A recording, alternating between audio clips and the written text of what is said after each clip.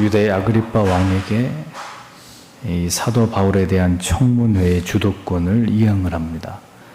이는 베스도가 판단할 때 바울의 죄목 가운데 로마의 법에 저촉되거나 위법을 행한 사실을 전혀 찾을 수 없기 때문이었고, 다만 종교적인 문제로 유대주의 종교 지도자들이 바울을 고소한 것으로 그렇게 판단을 해서 자기보다는 유대의 왕인 아그리빠가 이 문제를 해결하는 것이 바람직하다고 여겼기 때문으로 보여집니다. 바울은 예루살렘에 올라와서 그가 체포된 이후에 총 5번에 걸쳐서 자기 변론을 행한 것을 볼 수 있습니다. 첫 번째는 로마군이 주둔하고 있는 안토니오 요새로 올라가는 길에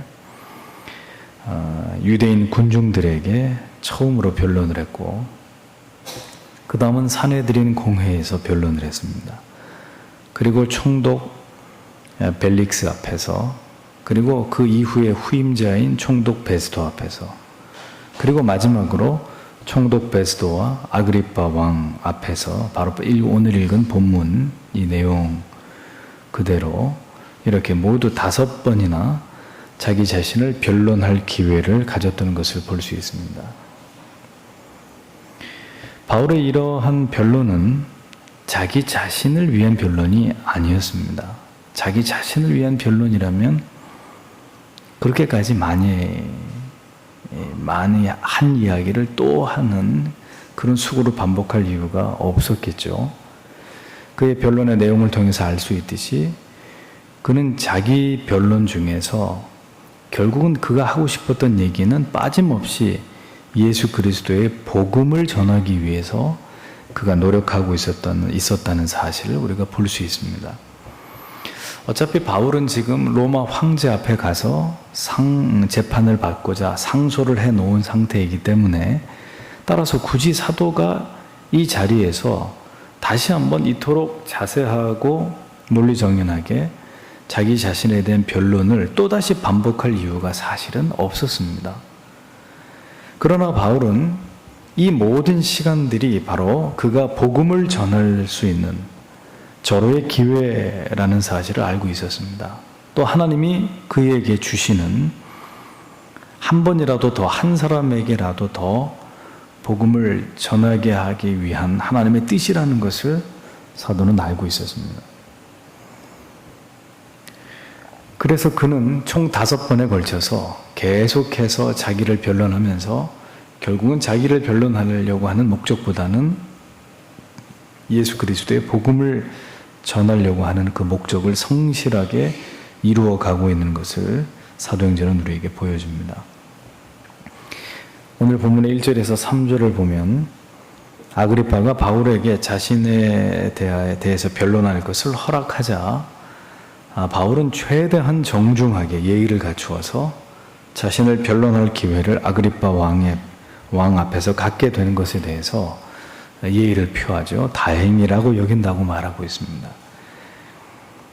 그렇게 말하는 이유는 사실 이 벨릭스나 베스도, 이 로마가 파견한 이 로마 총독 앞에서는 자기가 자기 자신을 변론할 때 유대교, 그러니까 즉 성경에 대해서 전혀 알지 못하는 로마의 총독인지라 자기가 자기 자신을 어떻게 변론을 해도 잘 이해하기 어려운 그런 상황이었는데, 이제 아그리빠 왕, 유대의 왕이 자기의 변론을 듣게 되니 밝힌 바와대로 이 유대의 이 종교적인 모든 사정을 잘 알고 있는 그런 왕이기에 자신이 하는 변론을 잘 이해해 줄 것이라는 기대감을 드러내고 있는 것을 보여줍니다. 그러니까 로마인 베스도 총독보다는 아그리빠 왕이 자신이 하는 변증에 대해서 이해가 더 수월할 것으로 보고, 이제부터 내가 하는 얘기를 끝까지 들어주시기를 정중하게 요청하고 있는 것을 보게 됩니다. 바울이 이렇게 정중하게 이해를 갖춘 것은 자기를 잘 봐주기를 바라서였을까요?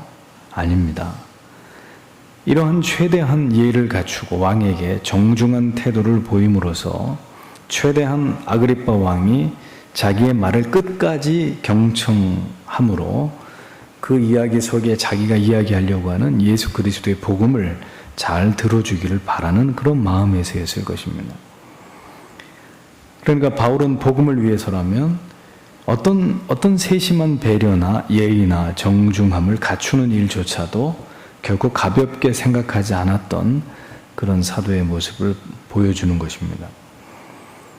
바울은 로마로 호송되기 이전에 마지막으로 이 긴 이야기를 통해서 자신에 대한 간증과 그 가운데 예수 그리스도에 대한 복음을 전하고자 마음을 먹었던 것으로 보입니다.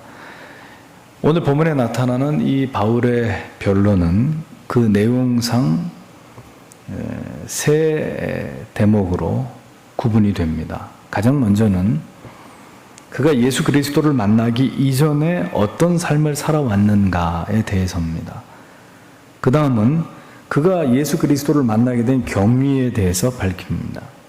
그리고 마지막은 예수를 만나고 난 이후에 자신이 어떤 삶을 살아왔는지, 자신에게 주어진 사명이 무엇이었는지를 바울은 이렇게 세 파트로 나누어서 자기 변론을 시작하고 있는 것을 보여줍니다.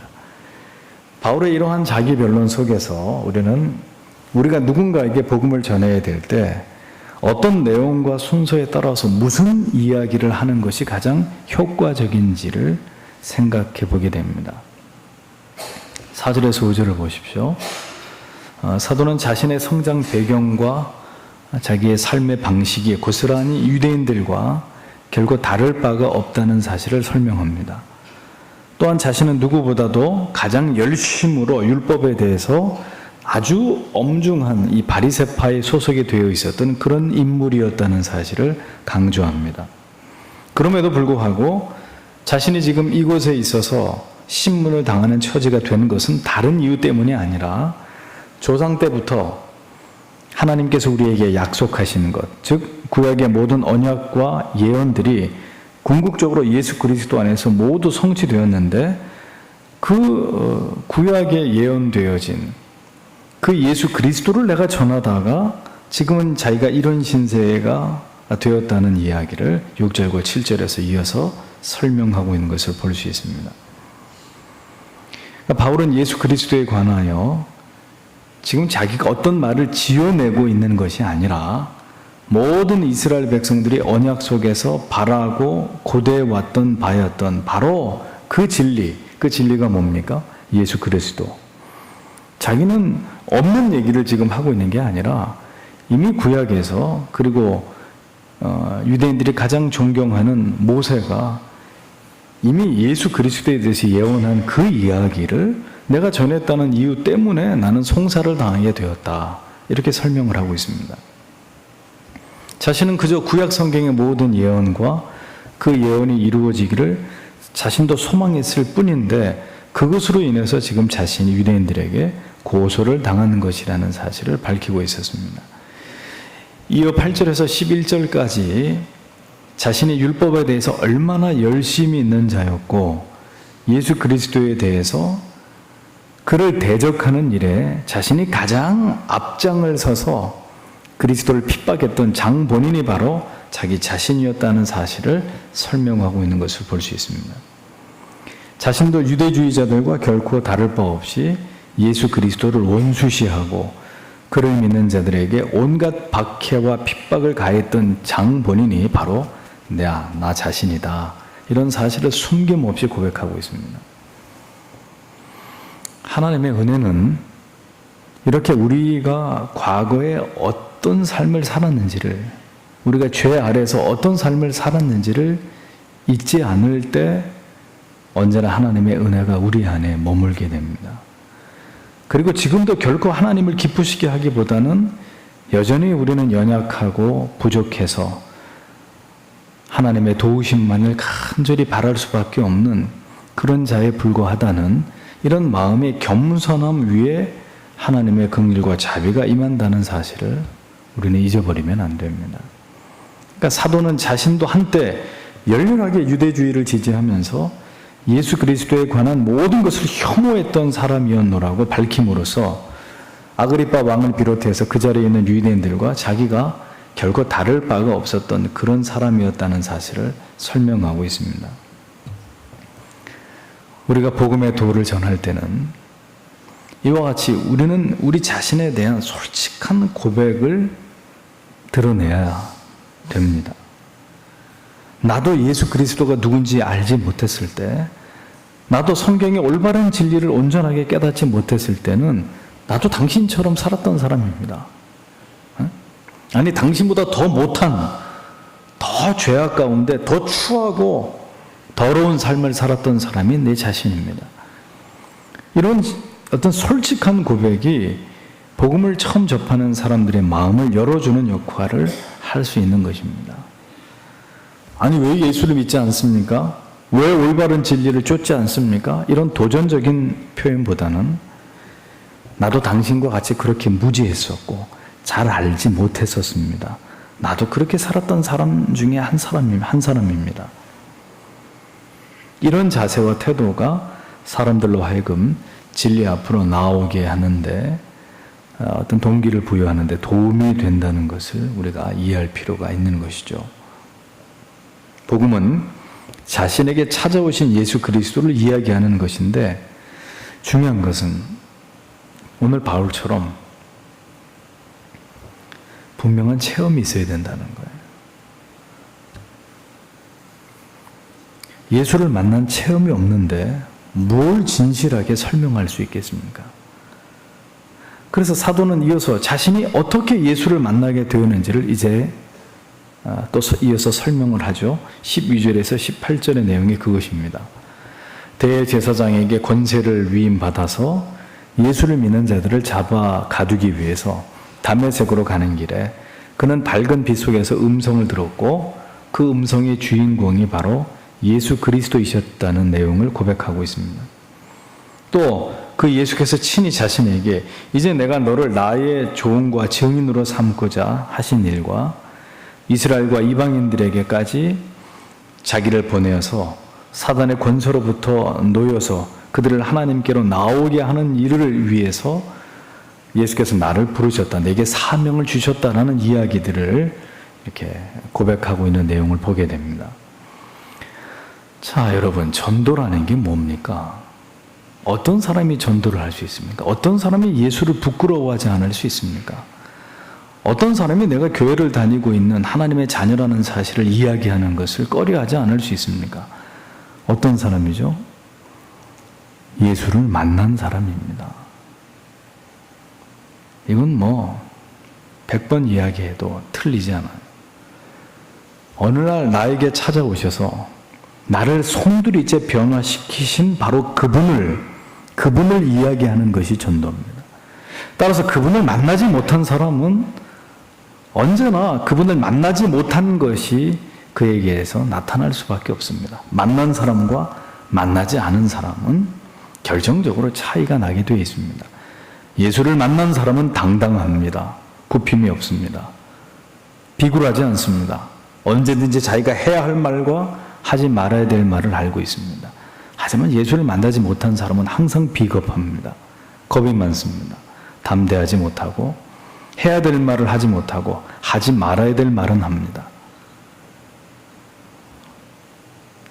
이 이야기 속에 바로 이 예수 그리스도를 이야기하는, 내가 만난 예수를 이야기하는 그 말 속에 한 사람을 변화시키는 능력이 있는 것이고, 죄인들이 예수 그리스도의 품으로 돌아오게 만드는 불가항력적인 은혜가 전달되는 것입니다. 다른 얘기할 필요 없다는 거죠.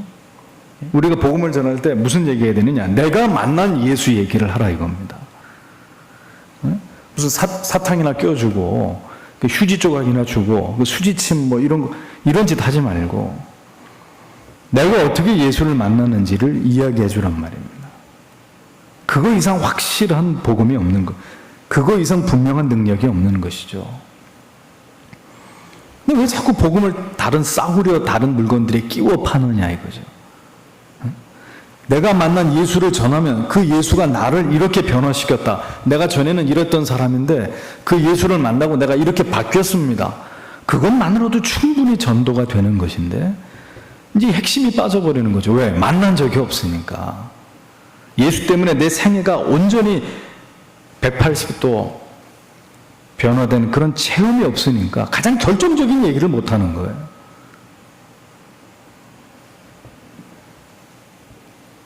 우리가 체험한 은혜를, 우리가 만나게 된 예수 그리스도를 이야기하게만 하면 됩니다. 우리에게 능력이 있는 것이 아닙니다. 우리의 논리에 힘이 있는 것이 아닙니다. 우리가 만난 그 예수 그리스도, 그 구세주에 대한 증언이 능력이 되고 사람을 변화시키고 영혼을 구원하는 힘이 되는 것입니다. 중요한 것은 우리가 분명히 보아야 되고 분명히 들어야 되고 분명히 만나야 그것이 우리 안에서 능력으로 나타나는데, 따라서 보고 듣고 체험하는 것이 선행이 되어야 우리가 예수의 어떤 도구가 되고 예수 그리스도를 전하는 수단이 될 수 있는데,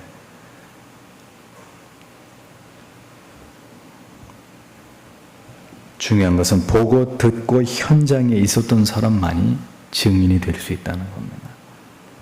그 사람의 말에만 힘이 있고 효력이 있고 분명한 증거가 되는 것입니다. 왜 오늘날의 기독교가 점점 쇠퇴하고 있습니까? 왜 다른 종교들은 계속 수가 늘어나고 있는데 이 종교 가운데 기독교만 점점 줄어들고 있습니까? 이유가 뭘까요? 왜 성도와 교회의 영향력이 급격히 소멸되고 있습니까? 자신이 만난 예수 그리스도가 없기 때문입니다. 교회가 예수 얘기를, 십자가 이야기를 가장 자신 있게, 가장 원색적으로, 가장 뚜렷하게 이야기할 수 있어야 되는데, 교회가 이제 그런 얘기하는 게 아니라 교회에서 잡다한 프로그램 하는 거죠. 사람들을 즐겁게 해주는 다양한 프로그램, 바자회 같은 거 열어주고 문화센터 해주고 교회 카페테리아 만들어서 커피나 먹으러 오게 만들고, 그리고 무슨 뭐 연예인들 불러다가 간증 집회나 하고. 자신이 만난 예수가 없기 때문입니다. 세상은 그 이야기를 듣고 싶어 하는데 그들에게 들려줄 이야기가 더 이상 성도들의 가슴 속에, 교회 안에 사라지고 있다는 이야기입니다.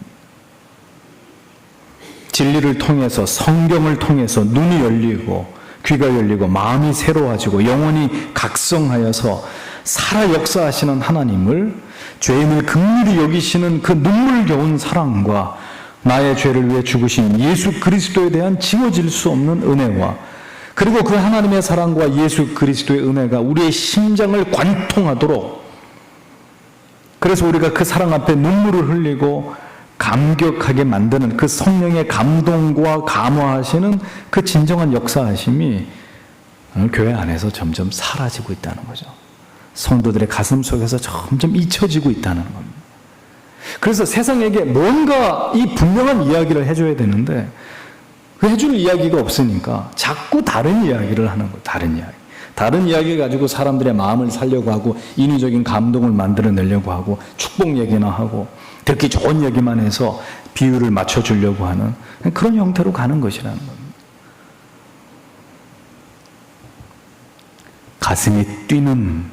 가슴이 뛰는 성도님들이 그리 많지 않습니다. 가슴이 뜨거운 그런 성도님들이, 목회자들이 이 시대는 그리 많이 남아있지 않습니다. 복음을 체험하고 만난 성도보다는 그저 예수에 관해서 수많이 이렇게 그냥 전해 들은 것이 전부인, 결코 증인이 될 수 없는, 법정에서 절대로 증인의 자리에 서지 못하는 그런 사람들이 오늘날 교회 안에 너무 많다는 것입니다. 가슴에 사무친 진리를 토해내지 않고는, 내가 보고 들었다는 사실을 말하지 않고는 견딜 수 없는 그런 예수의 증인들이 강단과 교회 안에서 점점 사라져가고 있는 것이 바로 기독교가 쇠퇴하고 있는 가장 큰 이유라는 것입니다. 바울을 바울 되게 한 것이 무엇입니까? 타의 추종을 불허하는 그의 화려한 커리어입니까? 아니잖아요. 예수 그리스도와의 생애적인 만남, 그 위대하신 십자가를 체험했기 때문에 그가 십자가의 사도, 온 이방인들에게 복음을 전하는 그리스도의 참된 증인으로서 그가 그렇게 쓰임 받았던 거 아니겠습니까? 십자가를 체험하지 않은 사람은 마지막 때 참된 증인이 될 수 없습니다. 진정한 믿음의 자리, 성도의 자리를 지킬 수 없습니다. 지키는 척은 할 수 있습니다만 성도는 결코 본 것을 보았다고 말하지 않고는 견딜 수 없고 들은 것을 들었다고 말하지 않고는 그냥 그렇게 살아갈 수 없는 사람들이 성도입니다. 교회는 그런 무서운 사람들이 모인 곳입니다. 언제든 예수 위에 목을 내어놓을 수 있는 사람들, 무엇도 두려워하지 않는 사람들, 그런 무서운 사람들이 모여서 누구도 그들의 입을 닫게 할 수 없는 사람들이 모이는 곳, 그것이 교회여야 합니다. 다른 불필요한 말들이나 사람들의 말들이 큰 소리를 내는 것이 아니라 오직 예수, 오직 십자가, 오직 부활, 오직 영생 천국의 메시지, 오직 하나님께 영광이 되기를 갈망하는 그 진리만이 가장 웅장한 소리를 내는 곳이 바로 교회여야 합니다. 바울은 이제 유대 땅에서 마지막일지 모르는 그의 변론 속에서 다시금 그를 가슴 뛰게 했던 예수 그리스도, 자신을 찾아와 주셨던 그 예수 그리스도의 위대한 사건을 증언하고 있습니다. 자기 변론 속에서 바로 이 자기가 만난 예수 이야기를 다시 또 끄집어내고 있습니다. 오늘 우리에게도 담대하게 우리가 누구를 만나든 어떤 자리를 가든 이 이야기를 우리는 할 수밖에 없는 사람, 그 이야기를 하고야 마는 사람들이 되셔야 된다는 거죠. 우리가 믿는 이 복음을 누구 앞에서라도 담대하게 전하고 외칠 수 있는, 오늘 우리에게 그런 뜨거움이 있는지 여러분 자신을 한번 확인해 보셔야 합니다. 불타오르는 진리에 대한 사무치는 열정과 그 복음에 대한 감사와 감격이 여전히 나를 지배하고 있는지, 아니면 그런 것은 잊어버린 지 이미 오래인지를 생각해 보셔야 됩니다. 만약에 그런 마음이 우리 안에서 사라졌다면 그 원인이 뭔지를 고민해 보셔야 돼요. 무엇이 나로 하여금 이 복음의 열정을, 이 뜨거움을 다 잃어버리게 했고 타협하게 만들고 그저 쉽게 편하게 좋은 길로 가게만 만들어버린 이런 내 신앙의 약화가 무엇에서 비롯된 것인지를 생각해 보셔야 된다는 거죠. 무엇이 성도를 성도 되게 하고 교회를 교회 되게 하는 것입니까? 예수 그리스도, 복음의 정수와 그 핵심을 전하고 가르칠 때 성도가 성도 되고 교회가 교회 되고 목사는 목사다운 목사가 되는 것입니다. 그 예수 그리스도의 피 묻은 복음을 전하고 나의 모든 생애를 완전히 변화시키신 그분에 대해서 이야기할 때 성도와 교회의 가치는 어두운 시대 속에서 찬란한 빛으로 드러나게 되는 것입니다. 교회가 쓸데없는 다른 거 하면 안 된단 말이에요. 19절에서 23절까지 그는 자신이 받은 사명과 자신이 감당하고 있는 그 사명의 내용을 아그리빠 왕에게 설명하고 있습니다. 그의 변론의 바로 세 번째 파트입니다. 바울 사도는 자기를 부르신 그 예수 그리스도의 도를 다메섹과 예루살렘에 있는 유대인과 그가 복음을 전하기 위해서 다닌 모든 장소의 이방인들에게 그가 일일이 다 전했고 그들을 회개케 해서 하나님께로 인도하는 일을 자신이 지금까지 해왔고 바로 그 일로 인해서 자신은 유대인들에게 죽임을 당할 위험을 겪게 되기도 했다는 그런 이야기들. 그렇지만 하나님이 도우심으로 자신이 지금까지 여러 높고 낮은 사람들에게 복음을 전할 수 있었다는 이런 이야기들을 설명하고 있습니다.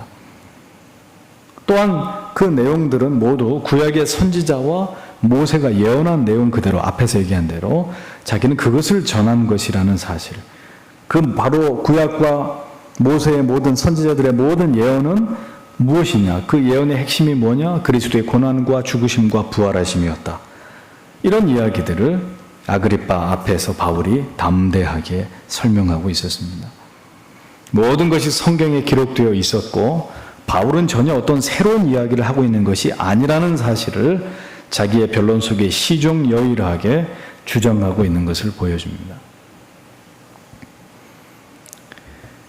예수 그리스도를 부정하는 유대주의자들, 그들의 가장 큰 문제가 뭐였을까요? 성경에 대해서 무식했다는 겁니다. 이 전통적인 율법주의에 찌들어 있었던 유대인들이 구약의 선지자들의 말씀과 모세의 예언과 그 내용을 잘만 주의 깊게 살펴보고 그 말씀을 잘 깨닫기만 했었어도 이미 예수 그리스도는 구약에서 여러 차례 예언되었던 인물이라는 사실을 그들은 분명히 이해할 수 있었을 것입니다. 그런데 유대주의의 문제는 뭐냐? 영적으로 까막눈이었다는 거죠. 구약에 그렇게 많이 예수 그리스도를 예표하고 있는 그런 모든 말씀들을 다 부정하고 그것이 예수 그리스도를 가리키고 예언하는 건 줄을 그들은 까맣게 모르고 그저 율법을 지키는 것에만 매여가지고 그들은 그렇게 잘못 하나님을 신앙하고 있었던 그런 사람들이었다는 사실을 깨닫게 됩니다. 바울이 계속 그 얘기를 하는 거예요. 내가 무슨 없는 얘기를 하고 있는 게 아니라 당신들이 다 구약 성경을 통해서 이미 알고 있는 이야기, 그 이야기가 뭐냐? 예수 그리스도에 대한 이야기. 나는 그 이야기를 한 죄밖에 없다. 죄를 물으려면. 당신들이 그 예수를 이해하지 못했기 때문에 예수 얘기를 하는 나를 핍박하고 고소한 것이지 내 잘못이 아니다. 라는 이야기를 계속하고 있었던 겁니다. 그러니까 이런 걸 보면 말이죠. 그때나 지금이나 진리에 대해서 진리의 핵심과 본질이 무엇인지를 이해하지 못하면 그 당시에 그 유대주의자들처럼 지금 우리도 영적인 귀머거리가 되고 장님이 될 수밖에 없다는 사실을 우리는 깨달을 수 있습니다. 그때도 그렇게 구약의 말씀을 가지고 예수가 오셨고 그 구약에서 말씀하신 그 예수가 오셨는데 당신들이 그 예수를 죽였고 그러나 예수는 부활하셨고 그 예수를 믿는 자들은 율법에서 자유함을 얻고 믿음으로 영생을 얻는다는 이 이야기, 다 성경에 있는 이야기인데도 그 복음을 외쳤던 사도들을 다 핍박하지 않았습니까? 지금도 똑같습니다. 교회를 다니고 예수를 믿지만 도무지 하나님의 말씀을 들으려고 하지 않아요. 진리가 무엇인지를 알고 싶어 하지 않아요. 알고 싶은 건 예수 믿으면 복 받는다. 그거 하나 알고 싶은 거죠. 그렇게 많이 설교를 하고 어떤 것이 바른 믿음이고 어떤 것이 성화의 삶이고 어떤 것이 진정한 구원이고 성경을 읽으셔야 된다고 그렇게 말씀을 들어도 다 귀 막고 눈 막고 마음 닫아버리고 진리를 듣기 원치 않으면서 여전히 율법주의나 기복주의나 신비주의나 긍정주의나 온갖 저급한 신앙에 물들어서 너희가 벌써 선생이 되어야 할 텐데 아직도 갓난아기처럼 젖이나 먹고 있구나. 바울이 고린도 교회 성도들에게 야단을 친 것처럼 그런 상태에서 벗어나지 않으려고 하시는 분들이 적지 않단 말이에요. 그런 문제가 무엇에서 비롯되느냐? 성경을, 하나님의 말씀을 정확하게 깨닫고 이해함이 없었기 때문이라는 거죠. 성경에 대한 무지가 불신앙과 불안한 믿음을 낳는 것입니다. 성경에 대한 무식함이 결국 미혹에 넘어지고 시험에 들게 하는 일들을 반복적으로 만들어내는 것입니다. 여러분들이 성경의 진리의 말씀만을 바로 이해하시기만 하셔도 성경을 바르게 해석해서 이 성경이 우리에게 무엇을 말씀하시는지를 정확하게 이해만 하셨어도 그런 흔들리고 요동치는 신앙의 자리에선 벌써 벗어나실 수 있으셨을 거라는 겁니다. 율법주의에 물든 깊은 어둠 속에서 예수 그리스도의 복음의 빛을 던지기 위해서 온 몸으로 사명을 감당해 나갔던 사도들. 우리는 그 사도들의 영적인 고뇌와 아픔들을 사도행전 속에서 느낄 수 있었습니다. 그러나 그런 어려움 가운데서도 결코 포기하거나 뒤로 물러설 수 없는 그런 사명, 그 투철한 사명의 근원이 무엇인지도 우리는 이러한 말씀을 통해서 깨달을 수 있었습니다. 교회의 본질이 무엇이냐? 성도의 본질이 무엇이고 직분에 대한 올바른 정신과 그리고 진리 앞에서 오늘 이 시대 목회자들의 사명이 무엇인지를 우리는 이 사도행전 속에서 분명하게 정립을 해야 합니다. 우리는 이 빛을 세상에 던져야 되는 사명을 받은 사람들이에요.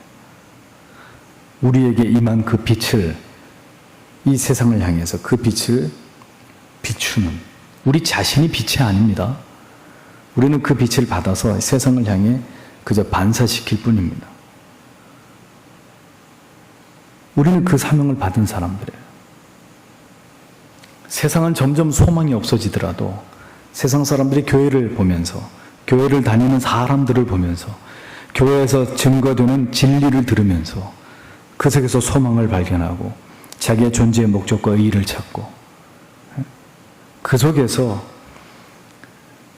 구원으로 인도하는, 생명으로 인도하는 유일한 길, 유일한 진리, 유일한 생명이 무엇인지를 깨달아가도록 만들어주는 곳이 바로 이 마지막 때의 교회가 되어야 합니다. 예수 그리스도의 생애와 그가 인류에게 주신 가장 위대한 선물을 저 소망 없이 죄 가운데 살아가고 있는 저 죄인들과 이 세상에 전해야 되는 것이 저와 여러분들이 받은 사명이란 말이에요. 성도와 교회의 진정한 가치는 몇십억짜리, 몇백억짜리 건물을 지었느냐에 있는 게 아니라 우리가 받은 이 본질적인 가치에 교회가 얼마나 헌신했느냐, 그 교회 성도들이 물질로, 마음으로, 몸으로, 기도로, 예배로 얼마나 이 위대한 가치를 이 땅 가운데 실현하는 일에 어느 정도의 분량으로 헌신했는가에 따라서 그 성도와 그 교회의 가치가 매겨지는 거예요. 자신에게 주어진 시간이 그리 머지않은 시점에서도 사도의 심장과 머리를 지배하고 있었던 것은 한 번이라도 더 내가 만난 이 예수 그리스도의 복음을, 그 빛을, 그 진리를 무지하고 문매한 저들에게, 어둠 속에 있는 자들에게 전하는 것이었습니다. 그것이 마지막 순간까지 사도의 머리와 그의 심장을 지배하고 있었던 생각이었습니다. 자신은 어떻게 되든 그것이 중요하지 않고 오직 불타는 심장으로 예수 그리스도의 복음을 전하는 일에만 모든 수고를 아끼지 않은 사도 바울의 마지막 혼신의 힘을 다하는 그의 복음에 대한 열정이 사도행전의 대미를 장식하고 있습니다. 그의 두려움 없는 담대함, 불타는 사명감과 그리고 진리에 대한 열정.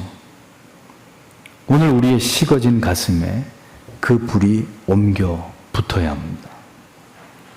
그거 외에는 우리는 존재하는 아무 의미와 목적이 없는 사람들이에요. 교회가 다시 이 위대한 복음을, 이 위대한 진리와 교리를 사람들에게 가르치고 전하고 그래서 그들의 인생길을 올바른 길로 인도하는 일에 하나님의 교회가 다시 그 본질적 사명을 회복하지 못하면 그 시대는 소망이 없는 거예요.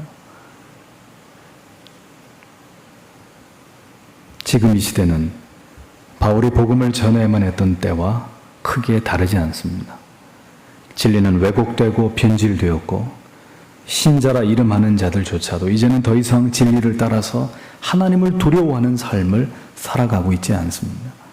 교회는 더 이상 시대의 빛이 되지 못하고 성도의 삶은 맛을 잃은 소금이 된 지 오래입니다.